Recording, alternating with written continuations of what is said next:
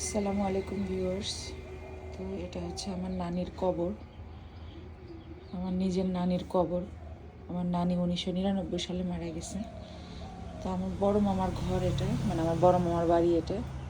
তো বড় মামার বাড়ির ভিতরে হচ্ছে আমার নানির কবরটা পড়ছে। যে দেখেন আশেপাশে কীরকম, এটা পুরো আমার বড় মামার বাড়ি, মানে চারপাশে ঘেরাও দেওয়া। এখানে আমার নানির কবর। তো আপনাদেরকে একটু দেখালাম আমার নানির কবরটা। সবাই একটু সালাম দিবেন, বলবেন আসসালামু আলাইকুম ইয়া আহলাল কুবুর। তো দেখালাম। আর গতকাল আমার বোন 2টা মুরগি কিনে নিয়ে আসছে পালার জন্য, খাঁচার ভিতরে রাখছে, মাশাআল্লাহ ভালোই লাগতেছে। তো যাই হোক, দেখিয়ে দিলাম আপনাদেরকে।